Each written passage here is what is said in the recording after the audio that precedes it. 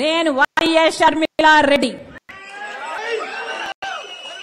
ఆంధ్ర రాష్ట్ర ప్రజలకు మేలు చేయడానికే ఇక్కడికి వచ్చాం. నా గుండెలో నిజాయితీ ఉంది.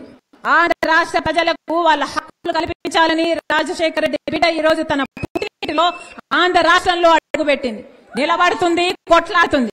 ప్రత్యేక హోదా వచ్చేంత వరకు రాజశేఖర రెడ్డి బిడ్డ ఇక్కడ నుంచి కదలదు. పోలవరం వచ్చేంత వరకు రాజశేఖర రెడ్డి బిడ్డ ఇక్కడ నుంచి కదలదు.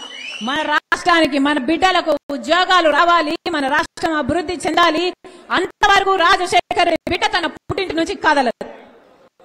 మీ ఇష్టం వచ్చింది చేసుకోండి, ఎంత చేసుకుంటారో చేసుకోండి, ఏం పీక్కుంటారో పీక్కోండి అనేసింది. షర్మిలారెడ్డి కూడా పీక్కోమనేసింది. కొంతకాలం క్రితం ఒక పబ్లిక్ సభలో అనుకుంటా ముఖ్యమంత్రి జగన్ రెడ్డి కూడా ప్రతిపక్ష నాయకులను ఉద్దేశించి పీక్కోమన్నాడు. అసలు పీక్కోవడం అంటే వీళ్ళ ఉద్దేశం ఏమిటో, మన సమాజంలో ముఖ్యంగా మన తెలుగు భాషలో కొన్ని పదాలను అసభ్య, నీచ, అతి నీచ పదాలుగా, అందులో కొన్ని పురుషులు వాడదగ్గవి, కొన్ని స్త్రీలు వాడేవి అని మన భాషా పండితులు చెప్పుకొచ్చారు. మానవ శరీరం మీద అనేక ప్రదేశాలలో ఆయా ప్రాంతాలను చల్లబరచడానికి వెంట్రుకలు వస్తూ ఉంటాయి. అలా వచ్చిన రోమాలను, అవి వచ్చిన ప్రాంతాలను బట్టి అనేక పేర్లతో పిలుచుకుంటాం. తలపై ఉండే వాటిని కేశాలని, కొద్దిగా క్రింద వాటిని మీసాలని, దాని కింద గడ్డం అని, ఇలా కింద ఉన్న వాటికి వివిధ పేర్లతో పిలుచుకుంటాం. మనుషులు అందంగా కనబడటానికి తలపై జుట్టు ముఖ్యమైనది. అది ఎంత ముఖ్యమైనదో తిరుపతిల్లి గుండు కొట్టించుకుంటే గాని తెలీదు. కాబట్టి దానిని పీక్కోమని ఎట్టి పరిస్థితుల్లో చెప్పం.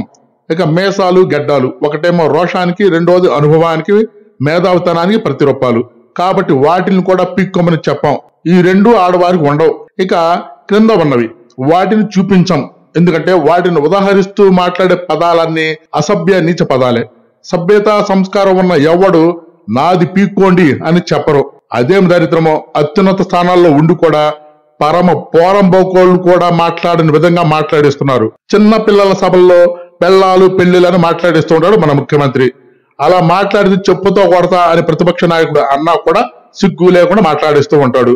ఇప్పుడు ఆయన చెల్లి షర్మిలారెడ్డి పబ్లిక్ లో అదే అన్నను ఏం పీక్కుంటావో పీక్కో అని ఏదో తిప్పేసి చెప్పింది.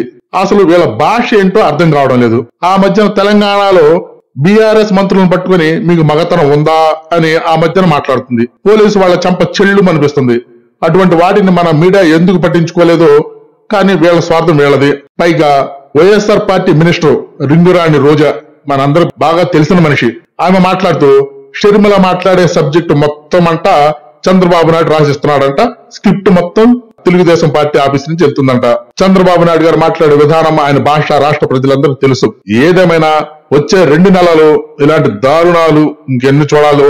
దయచేసి ఛానల్ ని కొద్దిగా సబ్స్క్రైబ్ చేయండి అబ్బా ప్లీజ్.